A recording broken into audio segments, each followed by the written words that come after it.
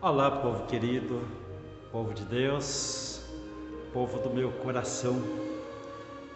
Mais uma vez temos a oportunidade aqui, através do vídeo, de nós estarmos aqui juntos meditando, buscando na palavra de Deus uma mensagem para o nosso coração, de edificação, de bênção para as nossas vidas, E eu agradeço a Deus por mais essa oportunidade, por mais um domingo, por ser também Dia dos Pais. Tivemos um culto abençoado hoje, com relação à data do Dia dos Pais, e eu quero estar dividindo com você aqui então a mensagem do culto desta noite, desse domingo, domingo dia 9 de agosto. Graças a Deus, estamos aí passando o ano na graça de Deus, Estamos aí dizendo como aquele texto da Bíblia de capítulo 8 de Romanos, somos muito mais que vencedores.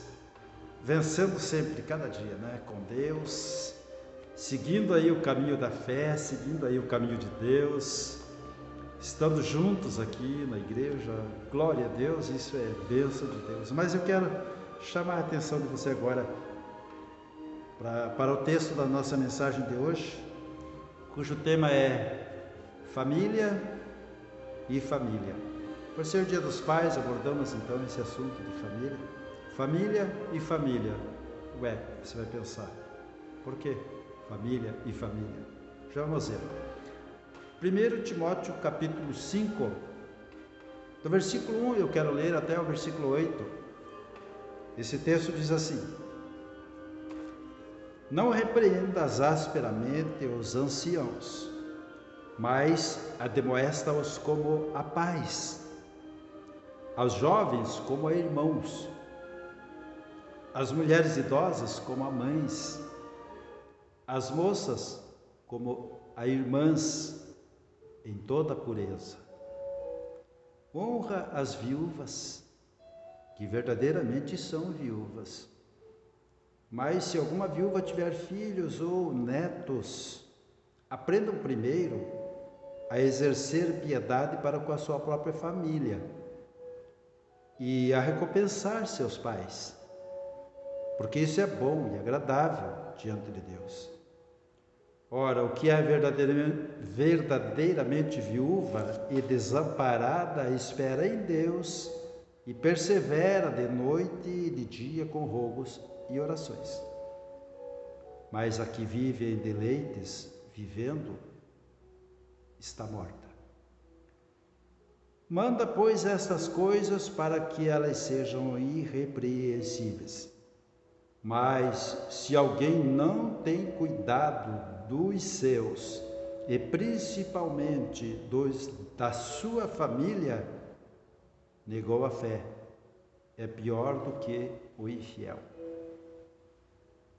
Que Deus nos abençoe. Quero então estar dividindo com vocês aquilo que Deus colocou no meu coração a respeito desse texto, a respeito dessa mensagem de hoje.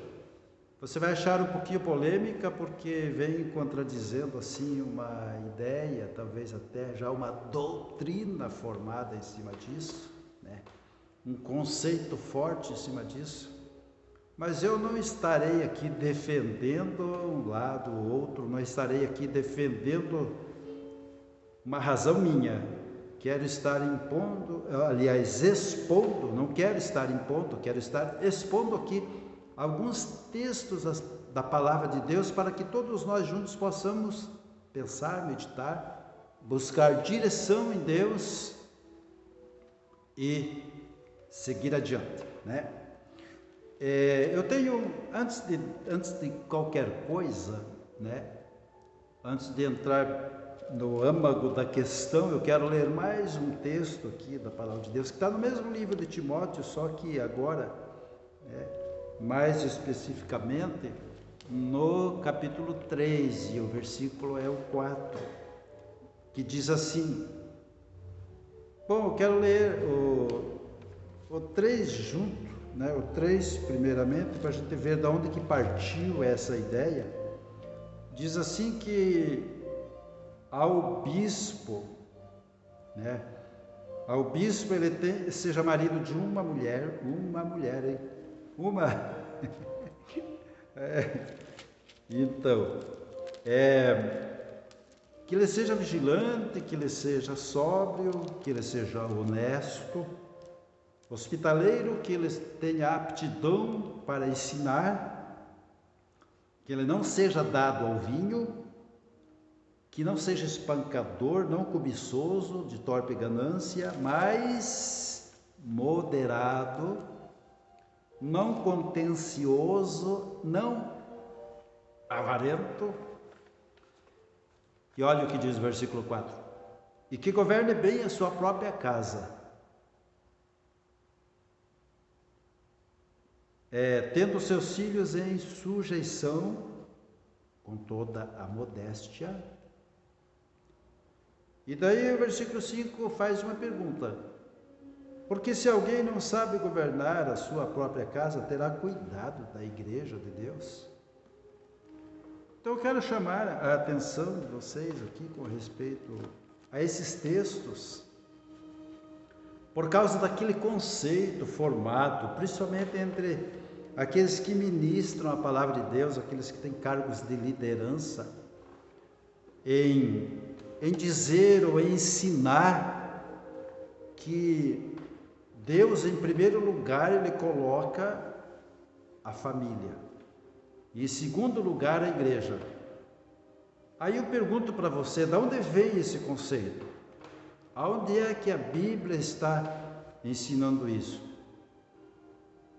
Se nós partirmos do seguinte princípio: busca em primeiro lugar o reino de Deus e a sua justiça, nós também não estamos incluindo dentro desse contexto a família? A família também não deve estar buscando o reino de Deus?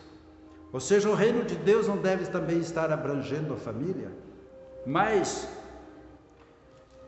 se nós partirmos então desse conceito formado de que em primeiro lugar a família e depois a igreja, será que nós não estamos, ou aqueles que defendem essa ideia, defendem essa teoria, eu digo teoria porque não é uma doutrina, será que essas pessoas então não estão deixando a igreja como segundo plano e esquecendo aquele texto onde o apóstolo Paulo ensina que os maridos devem honrar as suas mulheres como Cristo honrou a igreja, a qual deu a sua vida por ela? Então, assim por diante, se Jesus Cristo deu a sua vida pela igreja, seria a igreja menos importante do que a família? Ficam essas perguntas aí. Eu não quero estar respondendo, dizendo, está todo mundo errado, eu estou certo, ou de repente, que você esteja me taxando de herege. E também não estou taxando aqui ninguém de herege, dizendo que isso é uma heresia. Mas devemos ter cuidado com a maneira com a qual nós estamos encarando as verdades divinas e não colocar como responsabilidade da Bíblia conceitos nossos. Então, partindo dessa ideia de que a igreja vem em segundo plano, a família em primeiro plano, eu quero estar examinando alguns textos da palavra de Deus aqui, para que a gente possa refletir um pouquinho sobre isso e estar então buscando em Deus uma direção. Em Marcos 3, do versículo 33 ao 35, nós temos aqui um contraste a esse conceito. Ali a família de Jesus veio à procura dele, ele estava lá naquela casa superlotada de pessoas e eles se anunciaram na porta e os discípulos então avisaram o Senhor Jesus: ó, tua família, tua mãe, teus irmãos, tuas irmãs estão todos aí, querem te ver, querem falar com você. Aí nós já se a gente for meditar, aí nós já partimos de uma seguinte ideia: Jesus cumprindo o seu ministério, cumprindo o ministério do Evangelho, é claro que ele se ausentava da família. Nunca aparece em texto nenhum da Bíblia que ele abandonou a sua família, abandonava, deixava a sua família de lado. Mas a sua família veio à sua procura. né? Então, coisas assim, detalhes que a gente talvez não tenha parado para pensar. E quando ele então recebeu o recado, ele virou para os seus discípulos, olhando ao redor, ele disse: quem é minha mãe? E quem são meus irmãos? Perguntou ele. Então olhou para os que estavam assentados ao seu redor e disse: aqui estão minha mãe e meus irmãos. Quem faz a vontade de Deus, este é meu irmão, minha irmã e minha mãe. Ou seja, Jesus está colocando aqui uma prioridade para os que são da fé, os que são aqueles que seguem juntos com Ele o caminho de Deus, aqueles que estão no caminho de Deus, aqueles que obedecem às normas e às leis de Deus. Esse, ele disse, esses é que são quem faz a vontade do meu Pai, esses é que são minha família. Então ele estava se referindo aqui a uma família espiritual, mas também a uma família terrena, uma família consanguínea, né? Ele estava então juntando aqui dois conceitos. Ele não negou que ali fora estava a sua família, mas ele também quis fazer ver que família que vai durar para a eternidade é aquela que faz a vontade do Pai, porque os membros da família, não querendo desmerecer, dizer que não tem valor, mas a família de sangue, a família terrena, a família carnal, vamos dizer assim, né? Ela se desfaz aqui quando a pessoa deixa esse mundo e parte para a eternidade. Esses laços se desfazem. Mas partindo para a importância da família de novo, né? Aqui em Gálatas 6:10 também o apóstolo diz ali: portanto, enquanto temos oportunidade, façamos o bem a todos, mas principalmente aos domésticos da fé. Mais uma vez ressaltando aqui então família da fé. Igreja, né? Aqui eu não estou dizendo que uma é mais importante do que a outra, a família espiritual ou a família lar, família casa, família. Por isso que o nome da mensagem aqui é família e família. Uma família e outra família, as duas famílias, a espiritual e a família terrena, a família, né, lar, família, casa, e família, né, vamos dizer assim, hereditária. Então, aqui entrando dentro do assunto mais especificamente, quanto àqueles que são chamados para o ministério, nós não vemos Jesus dizendo para eles: nem abandone a sua família para seguir o ministério. Mas também nós não vemos Jesus dizendo, né, cuide só da sua família e deixe em segundo plano o ministério, o seu chamado. Nós não vemos isso. Então que isso não se torne uma doutrina. Mas temos que entender a importância dos dois lados. Nós temos aqui em Provérbios 22, versículo 6, aquele conhecidíssimo texto que diz assim: ensina a criança no caminho em que deve andar, e até quando ele crescer, ele não vai se desviar desse caminho. Até quando envelhecer, né, não vai se desviar desse caminho, certo? Mas o que é que deve ser ensinado a essa criança? Que caminho é esse que deve ser ensinado? O caminho de Deus. Como é que nós podemos desvincular a igreja do caminho de Deus? Como é que nós podemos estar conceituando família como prioridade e não priorizar o caminho de Deus? Ensina a criança no caminho que deve andar. Se a pessoa é cristã, não vai ensinar a criança dentro do caminho cristão? E se ela ensinar a criança dentro do caminho cristão, não vai estar ensinando que o reino de Deus é prioridade para a vida dessa criança, para a vida desse futuro adulto?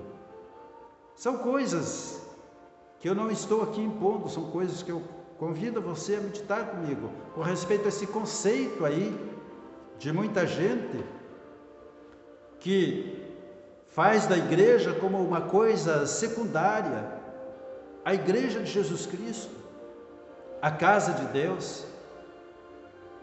Então, nesses textos que eu apresentei ali, por exemplo, aquele que diz, né, que tenha seu filho em sujeição, mas também diz de outros cuidados também. E diz ali: se alguém quer cuidar da casa de Deus e não cuida da sua casa, como é que ela vai poder cuidar da casa de Deus então? Como é que ela vai ter levar a casa de Deus, né, como importância na sua vida. É isso que está dizendo, né? O que nós deduzimos aqui é: se alguém é relaxado em casa, vai ser relaxado na igreja. Então, primeiro capricha em casa, primeiro coloca em ordem sua casa, seus filhos. Aí então venha governar a igreja, a casa de Deus. Mas isso não está dizendo então que a casa de Deus é em segundo plano. Está dizendo que aquele que governa a casa de Deus também deve governar bem a sua casa, vai fazer os dois. Não tem como ser relaxado na igreja, caprichoso em casa, ou relaxado em casa, caprichoso na igreja. Não é isso que está dizendo o texto.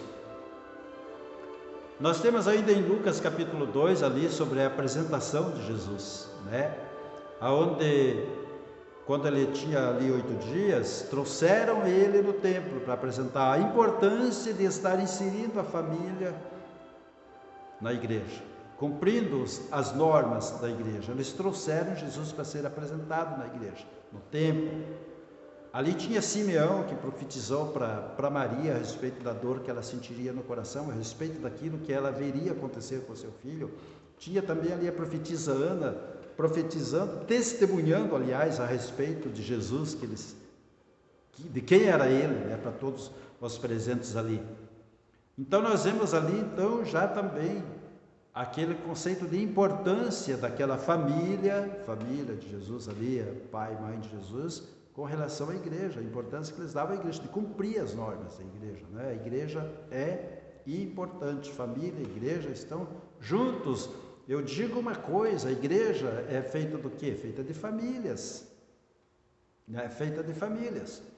E também eu digo uma coisa: famílias não dependem da igreja para serem famílias cristãs, abençoadas, que seguem a palavra, que aprendem a palavra, que aprendem sobre Deus, que aprendem sobre Bíblia.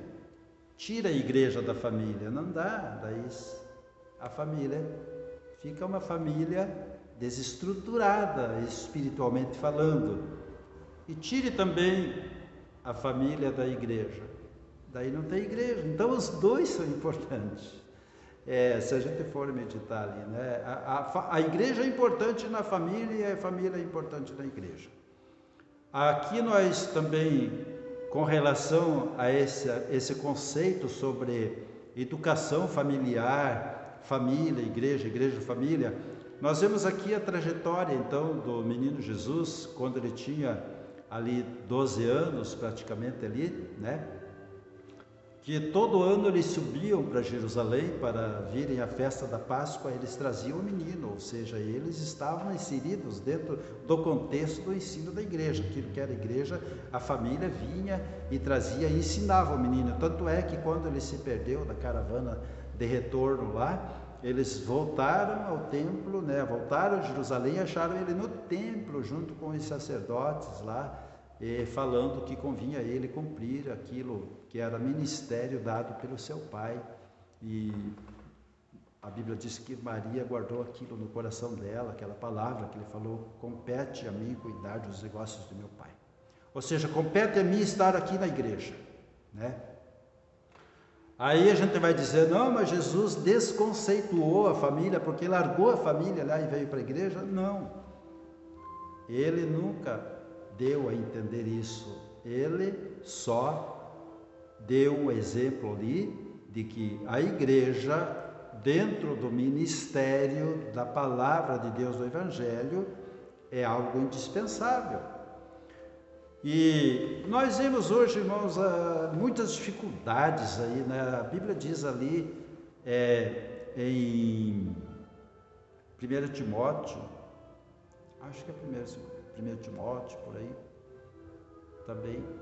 Eu às vezes cito versículos aqui que eu não sei citar e acabo citando livros errados, né? Como, por exemplo, na vez passada que eu citei lá que a respeito de que Deus começou em nós a boa obra, eu falei que era Timóteo e no fim é Filipenses, né? Filipenses 1, versículo 6, acho por ali. A respeito ali também de que Satanás se transforma em anjo de luz, eu citei na mensagem passada, que não sabia se era 1º ou 2º Coríntios, é 2º Coríntios, capítulo 11, né? É ali, acho que versículo 10, tá? Eu não tenho anotação aqui agora, mas é por aí. Então, não quero dizer aqui também o livro de Timóteo, onde tem essa citação que eu fiz agora, mas sobre tempos trabalhosos, né? Veriam tempos trabalhosos. Então, acho que é 2 Timóteo 3, versículo 1, 3:1. Diz, sabe, porém isso, nos últimos dias virão tempos trabalhosos. Então, dias difíceis para você estar instruindo seus filhos, educando seus filhos, ensinando seus filhos, dentro do que seja padrão família de Deus, padrão família, né? Dentro do conceito cristão. Porque a gente vê por aí muitas coisas acontecendo com respeito à família, novas ideias, novos costumes, novas ideologias. Não estou aqui adentrando isso aí porque é uma coisa complicada, não quero estar aqui, nem aqui, né, jogando pedra, nem estar aqui, né, dizendo a respeito de movimento para lá, movimento para cá, movimento isso, movimento aquilo. Eu estou aqui falando sobre família cristã, conceito de família cristã, e sobre esta questão: qual é o mais importante, a igreja ou a família na vida do cristão, ou mais propriamente na vida de quem foi chamado para o ministério, né? Mais propriamente isso. E então nós vemos aqui em Filipenses 3, versículo 20, que diz assim, que nós somos cidadãos do céu e estamos esperando ansiosamente o nosso Salvador, o Senhor Jesus, que virá de lá, do céu. Se nós estamos na terra, somos cidadãos aqui, também somos cidadãos do céu, nós temos dupla cidadania. Se nós temos dupla cidadania, a família tem dupla cidadania. A família é família. E família cristã, família espiritual e família terrena. Tem a cidadania terrena e a cidadania celestial. Qual é mais importante? As duas são importantes.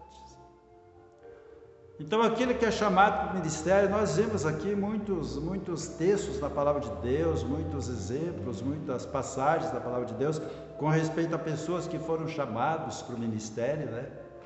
E nós vemos ali, por exemplo, em Mateus 8, 22, quando Jesus chamou aquele rapaz e ele disse: meu pai acabou de falecer, eu preciso sepultá-lo. Jesus disse: segue-me, deixa que os mortos sepultem seus mortos.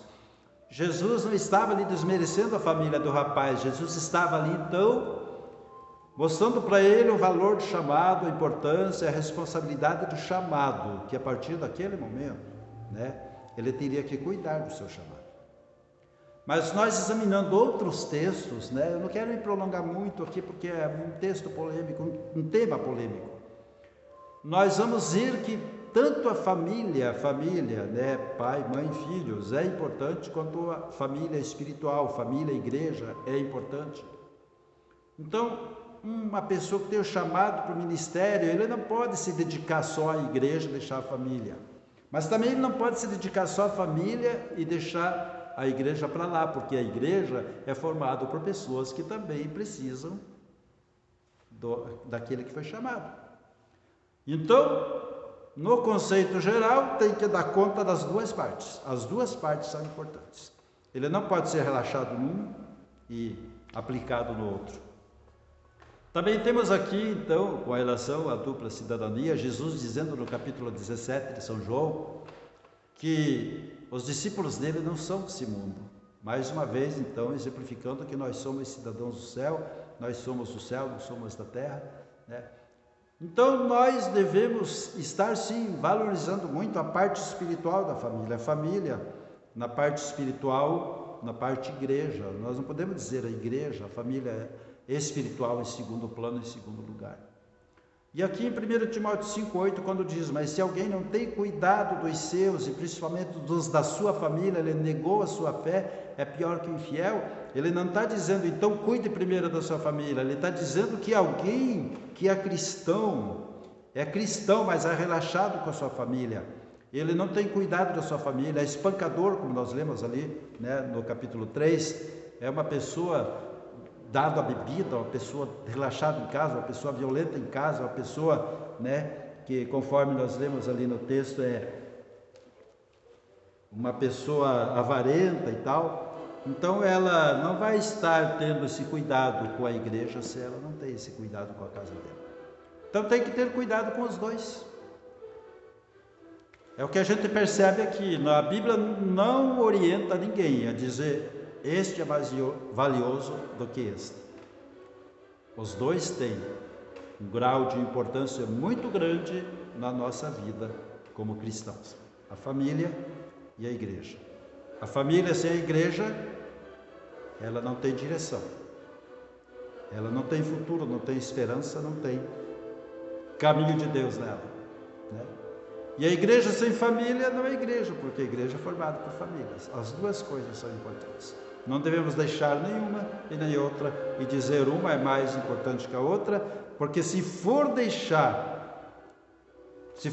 formar uma opinião a respeito de que uma é mais importante do que a outra, então nós temos que ver ali um texto que está em Mateus 19, 29, onde Jesus diz: todo aquele que tiver deixado casas, ou irmãos, ou irmãs, ou pai, ou mãe, ou mulher, ou filhos, ou terras, por amor do meu nome,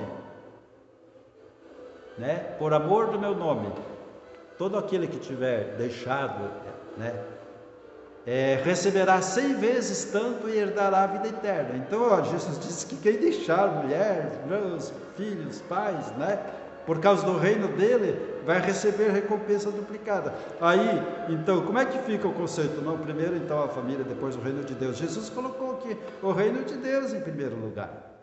E as famílias estão inseridas dentro do reino de Deus, como peças importantes pela qual Jesus também deu a sua vida, pelas famílias, certo?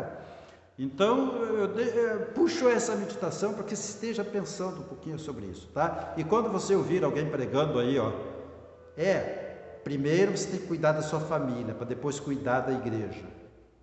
Se todo mundo fizer isso, cadê a igreja?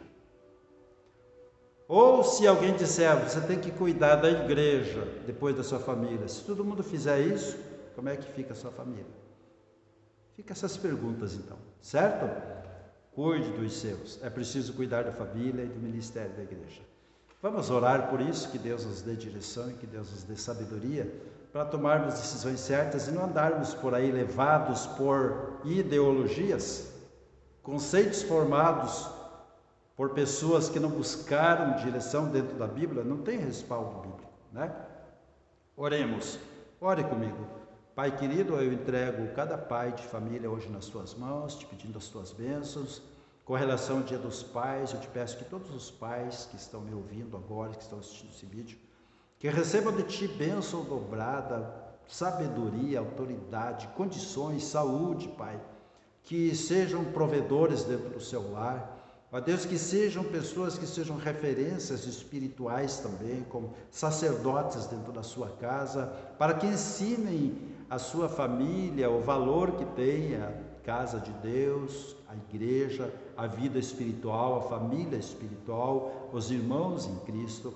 Deus da glória, em nome de Jesus eu te peço que o Senhor conceda saúde a essas famílias, que o Senhor conceda vitórias a essas famílias, que o Senhor conceda saúde e graça também para a nossa cidade, para o nosso Brasil, para as famílias do nosso Brasil, para as famílias da nossa cidade, para as famílias desse mundo, Pai, que precisam muito de Ti. Abençoa Israel, Jerusalém, juntamente com a Tua igreja, preciosa igreja. Abençoa, meu Pai, em nome de Jesus Cristo. Te agradeço por essa mensagem e te peço que o Teu Espírito Santo esteja orientando cada um. E se alguém quiser contender, meu Deus, contenda contigo. Ó Deus da glória, eu te peço que o Senhor esteja na direção das nossas vidas e nos conceda sabedoria para entendermos, Deus, o valor, os graus de importância de cada coisa que o Senhor nos mostra. Seja assim para a glória do Pai, do Filho e do Espírito Santo. Abençoa cada um, Pai. Muito obrigado por mais essa mensagem, em nome de Jesus. Amém. Fique com Deus. Deus abençoe a sua vida mais e mais. cada dia, cada vez. Paz seja contigo.